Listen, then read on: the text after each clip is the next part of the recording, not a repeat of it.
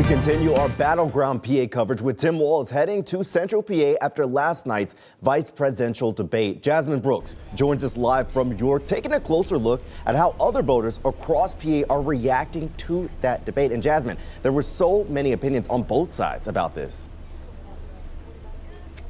Oh, absolutely. And I talked to obviously a lot of Tim Walz supporters here tonight who say he nailed it and they were happy to hear with exactly what he said. You know, we know that Pennsylvania is a key battleground state, and even John Fetterman tonight said it is up to Pennsylvanians and we make the vote. So how crucial really is it for President Trump, Vice President Harris to win Pennsylvania? Voters, they are divided. In Bucks County, for example, here's just a small sample of how Harris-Walz supporters were reacting to the debate in real time. Take a listen.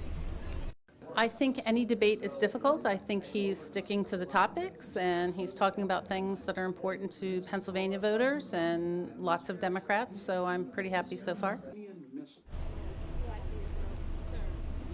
Meanwhile, several Trump and Vance supporters thought the debate was going well for their party, with some saying they were frustrated with how one aspect of it was handled.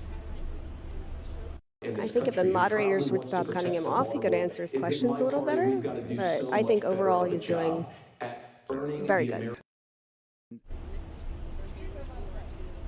A CBS News poll reveals that 42% of watchers thought that J.D. Vance won the debate. That's 42%.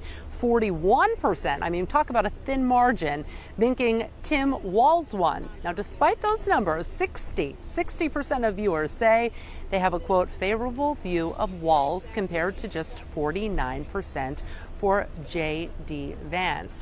Of course, both presidential campaigns are focusing on 7 swing states that could tip the scales on the election in this neck-to-neck race. We know that former President Donald Trump is coming back to Pennsylvania, Butler to be exact, on Saturday.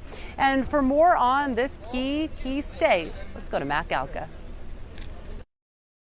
There were multiple times in the vice presidential debate where both candidates tried to speak directly to the undecided voters tuning in. Ask yourself at home, when was the last time, I'm 40 years old, when was the last time that an American president didn't have a major conflict break out? The only answer is during the 4 years that Donald Trump was president. Those of you listening, this is critical to you.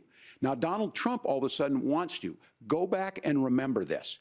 He ran on the first thing he was going to do on day one was to repeal Obamacare. And it's those undecided voters in a handful of key states that could sway the entire election. New swing state polling released Wednesday from the nonpartisan Cook Political Report shows just how tight the margins are. Vice President Kamala Harris was leading, but barely, head-to-head against Donald Trump in 5 swing states. Trump was ahead by 2 points in Georgia, and the 2 candidates were tied in North Carolina. Any lead Harris or Trump had was within the margin of error of the poll, meaning it's still a toss-up in the states that might decide the whole thing. Both campaigns game planning for every election scenario, so we wanted to show you a couple.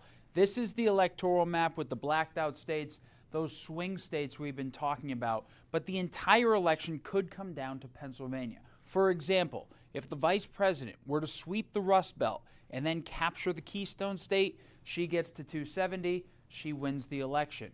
But on the other hand, if the former president were to capture Pennsylvania and also sweep these southern states down here, that's 270. The rest of the map doesn't matter. The map math explains the focus of both campaigns this week. Walz hit Pennsylvania for his first post-debate stop, while Vance went to Michigan. Harris surveyed storm damage in Georgia before planned visits to the Rust Belt. Meanwhile, Trump will swing through North Carolina and Michigan before returning to the site of his near assassination in Pennsylvania. Reporting in Washington, I'm Matt Galka.